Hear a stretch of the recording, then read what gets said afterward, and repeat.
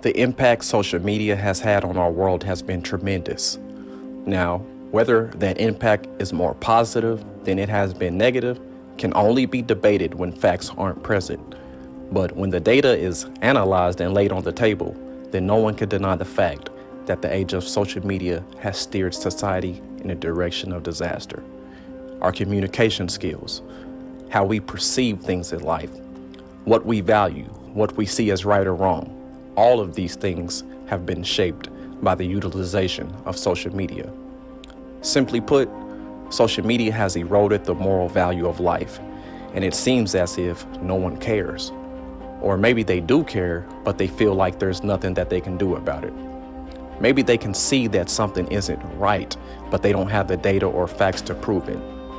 Some people even know how detrimental social media is to their lives, but they don't possess the power to do anything about it. Well, the truth is, the negative impact of social media is far worse than we initially thought it was. In this video, I want to talk about why you should delete your social media accounts.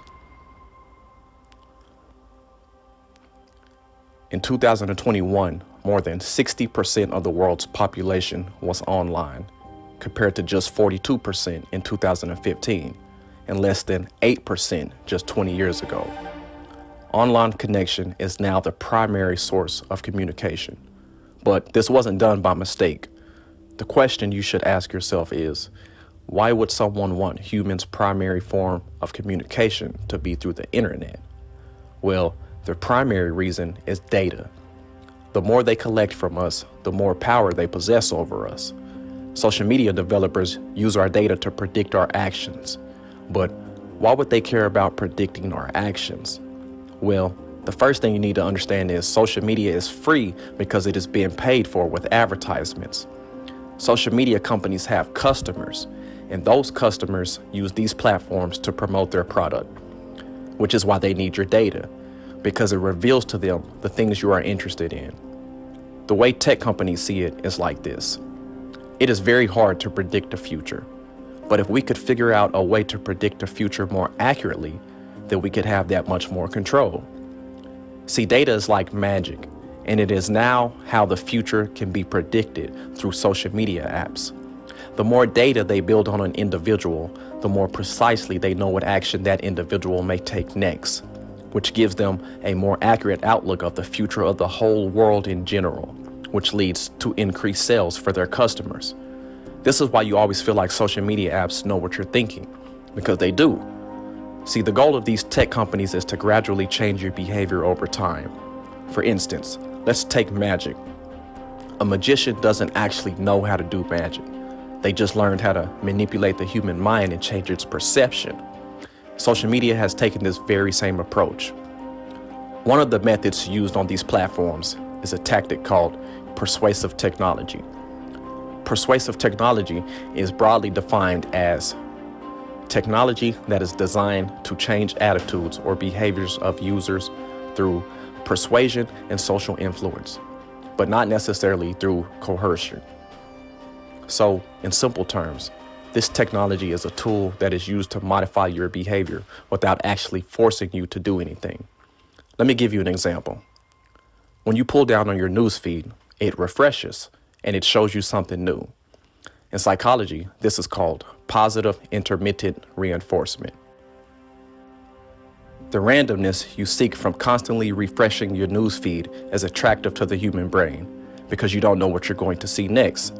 Psychologists have discovered that the human brain is attracted to unpredictability.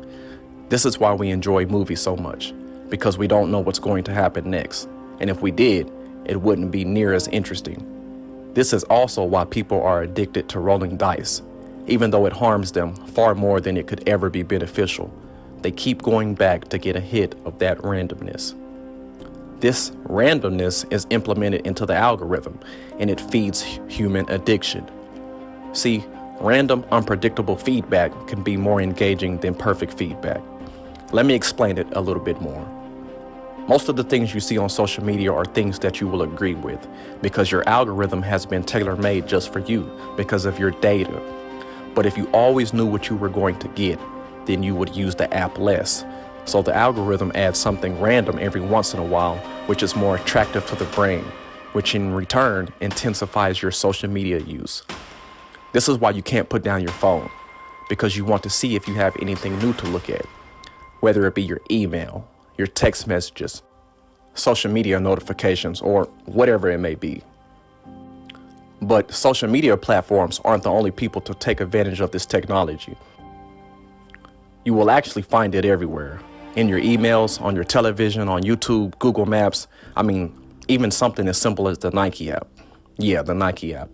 They use this technology also, specifically a method called infinity scroll, which was invented by, forgive me for my pronunciation, but Asa Raskin. Asa is an interface designer. He now uses his career to express how he regrets creating something that has took the world down such a dark path. We are being optimized for the extraction of our attention. And if we want to start making a change, right? We have been upgrading our machines, downgrading our humanity, downgrading our civility, downgrading our relationships, downgrading our attention. But anyways, for those of you who don't know, infinity scroll is a technology that causes your newsfeed to perpetually refresh. It is never ending, and each time you pull down on the screen, you get a hit of dopamine. But we will talk a little bit more about dopamine here in a minute. The first people to use this technology were not actually social media developers, but the creators of digital gambling machines, like video poker, slot machines, and many of the games you see inside the casinos. This is exactly why gambling is so addictive. Now we live in a society where people are just as addicted to their phones as users are to the slot machines at the casino. Tech giants took full advantage of this opportunity. Much of the time, you will even hear the gambling industry complain about how much social media stole their ideas and ripped them off. But most importantly, they point out how social media is helping them identify the most vulnerable marks when targeting users. See, social media is actually a drug, but of course it's not classified in that manner, because if people knew that they were hooked on a drug, then they would probably attempt to stop using it. So instead, tech giants call this drug engagement. So people honestly believe that they use social media to connect with family and friends, or to network and do business. Now, don't get me wrong, these sites could definitely be used for these things, but the addictive properties of these technologies far outweigh what you think you can use them for. Let's get a little deeper into it. In the early 1900s, a scientific movement emerged called the behaviorism theory. This theory proposed that humans and animals' actions are shaped by environmental factors such as rewards and punishments, rather than cognitive processes. In other words, these scientists believed humans' actions are more influenced by external things like their surroundings and their society than they are actually influenced by what is in their mind. The theory proposed that organisms' behaviors could be modified by manipulating their environment. The theory was tested on animals and humans using different methods of conditioning called classical conditioning and operant conditioning. These methods are just different ways of conditioning subjects to modify their behavior. For example, classical conditioning is a process where a human or animal learns to associate two previously unrelated things with each other. This is how it works. At the beginning of the experiment, a dog would be presented with two things. The first thing would be meat, which would make the dog salivate. And second, he would be presented with the sound of a bell, which did not make the dog salivate. In the next experiment, the dog heard a bell first before receiving the meat. And over time, the dog began to associate the bell with the meat. And eventually, the dog would produce saliva by the sound of the bell alone, even if it didn't receive the meat. The experiment demonstrated that dogs and humans don't need a real reward for their behavior to be controlled. Now hold that thought. The other method of conditioning is called operant conditioning, which proves that humans and animals learn different behaviors by associating them with consequences. The experiment was tested by placing a rat inside of a box with a lever. If the rat pushed the lever, it then would receive food.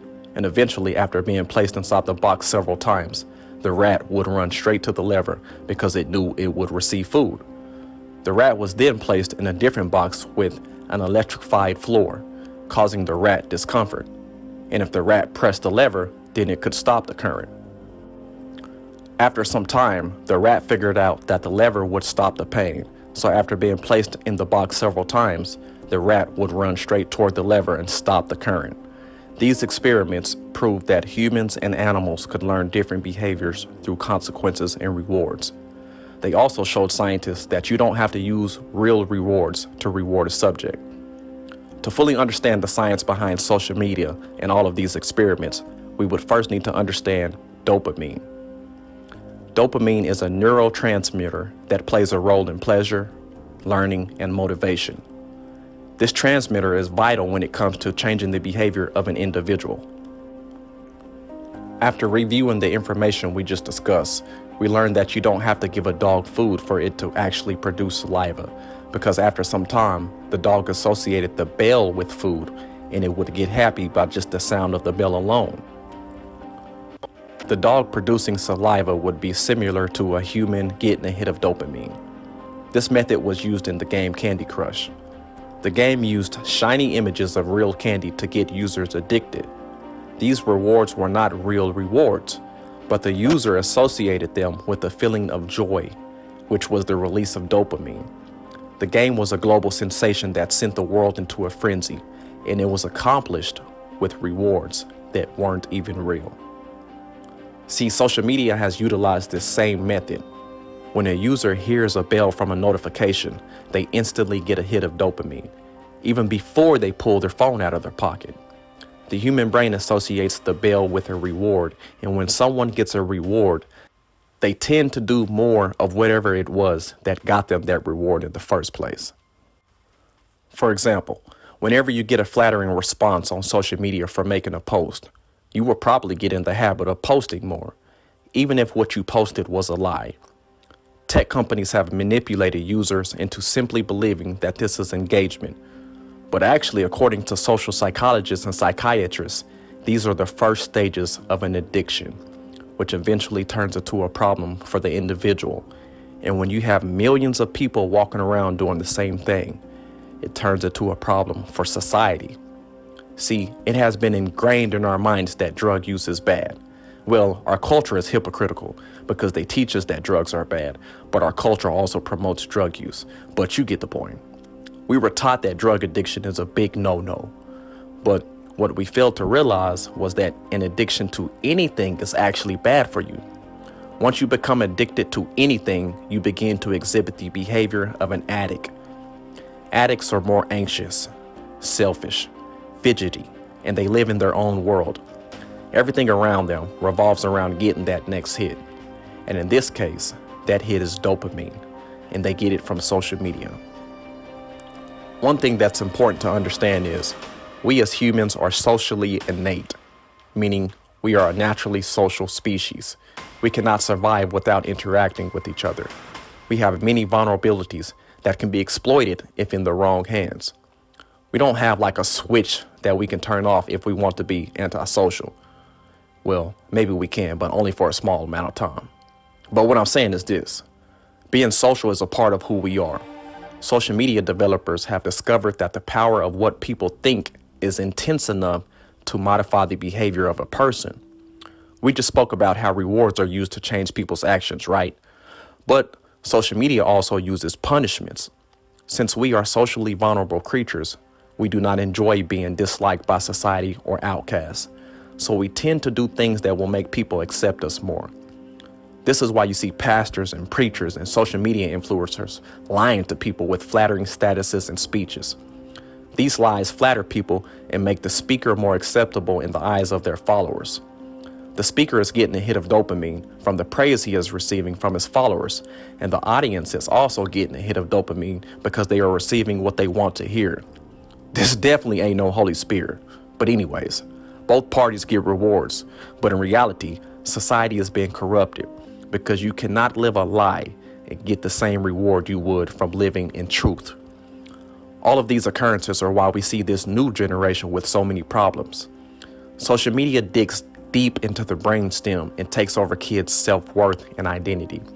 It changes their character and forces them to become a much darker person. On social media, you actually have to be cool. You can't follow more people than you have followers. You can't be too nice or you'll be looked at as weak. You can't post pictures unless they are perfect. You can't even communicate with people effectively because they can't hear the tone in your voice. Everyone is striving to tell the best jokes in the comments so they can get their quick moment of fame, even if they're not funny in real life. Reality and true value have been replaced with fake popularity and a false sense of perfection. But in reality, these platforms leave users more empty and vacant feeling than it would have if they never used it before. This leads to extreme depression. See, when you post a status or a picture and don't get the reaction you want, it produces a deep, dark feeling of rejection. The human brain then thinks of what to do next to fill that vacancy. This leads to more social media use and the cycle continues. And when you do get the reaction you like and you get that hit of dopamine, you begin to live in a false reality because what people like is not always right and what people dislike is not always wrong. In this new world we live in, the truth is suicide. The sad thing about it is the people influenced by this the most are Gen Z, kids born after 1996. These kids are the first generation to get on social media in middle school. And as a result, they are weaker, more fragile, more depressed, and they're dumber because they have a hard time focusing on reality because their phones have interceded for them. This makes it harder for them to do their homework, which results in a poor quality education. There has been a large increase in depression in American teenagers. The number of teenagers who cut themselves increased significantly from 2011 to 2012. The United States suicide rates also increased substantially with girls ages 10 through 14, which increased more than girls 15 through 19. So the younger girls are more impacted than the older teenage girls. These patterns are linked directly to the access of social media on a mobile device starting in 2009. Instagram, Messenger, WhatsApp, and Snapchat all were created from 2009 to 2011. Filters are a big reason why the negative impact of these apps is so intense. These filters give people the impression that they look like something they actually don't. When they get a positive reaction for wearing filters, it feeds their addiction, causing them to go deeper into a false sense of reality that leads to more depression because that filter is not actually what that individual looks like. See, we live in a world where people are being rewarded for living a lie. I mean, no one can possibly think that anything good is going to come out of this. Jaron Lanier, who is a computer scientist, sometimes he is referred to as the godfather of virtual reality. Is that you can put on this glove, and the glove lets you feel a world that doesn't exist as if it's real and pick up things in the world as if they're real. So it lets you reach into an imaginary world. And these are the special glasses called the iPhones that you put on, and when you put them on, you're seeing inside an imaginary world instead of inside the physical world. iPhones that you put on, and when you put them on, you're seeing inside an imaginary world instead of inside the physical world.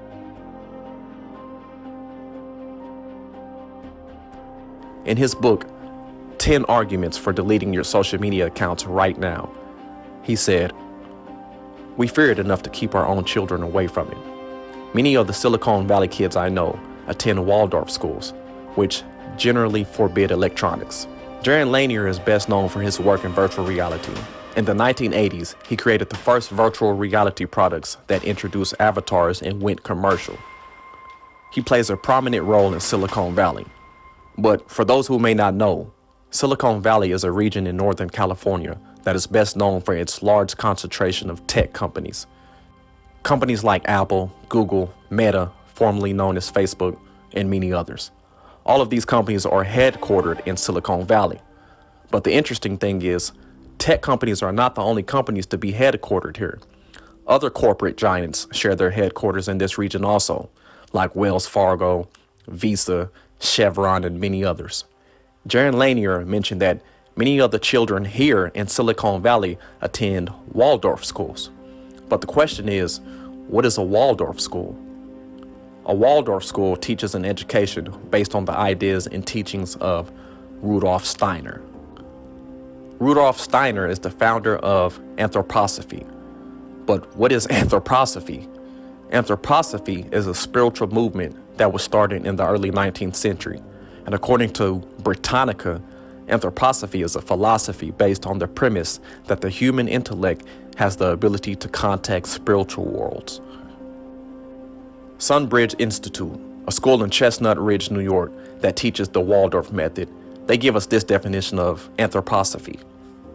Anthroposophy, which means the wisdom of the human being, is the body of spiritual teachings that underlies Waldorf education and all the hard work at Sunbridge Institute.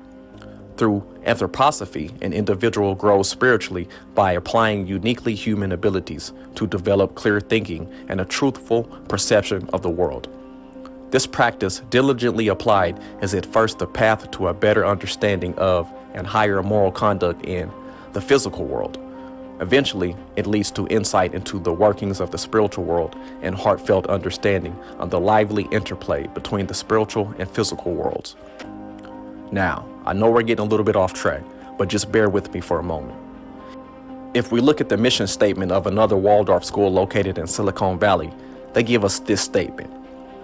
Our mission is to awaken children to their own individuality and unfold their high capacities of thinking, feeling, and willing, thus creating a truly human world through an education that is a source of social change. Waldorf education reaches beyond the content to freeing the human spirit. So essentially, these schools use a method that teach children to use their full brain power by communication with the spirit world. They believe these methods free the human spirit, and they are a way to better understand the spirit world and reach the highest capacity of thinking. Now, obviously, this is some kind of occult practice, and these methods require seeking a medium, but we will save that for another video. These are the schools that the children of these big tech companies attend. Not because I said so, but because they said it themselves. These schools forbid electronics because they are aware of how detrimental they can be to the human mind. They don't allow their children to do what they encourage your children to do. When it comes to the negative impact social media has had on our minds, the rhetoric from big tech companies downplay the true damage that is taking place. Instead of calling our activity on Facebook engagement, it should be called an addiction. Instead of calling customers of social media companies advertisers, we should call them manipulators. The primary objective of these companies is to steal your focus. I hope you don't think this is simply about selling you some kind of product. See, it's not all about money. It's about you. They want all of you. But the problem with that is, the more of you they have, the less of your attention that God has. See, you must know your enemy. None of this will make any sense unless you know that this is a spiritual battle taking place. And ignoring it and acting as if it doesn't exist will only leave you clueless and vulnerable for attack. See, our enemies aren't actually all knowing like our Father is, but these technologies will bring them closer to possessing that power. They know who you are and what you're thinking because of your data. The more time you spend on social media, the more you quench the Spirit of God dwelling inside you. If what you are doing is not building you up, then it is tearing you down. There is no gray area or in between.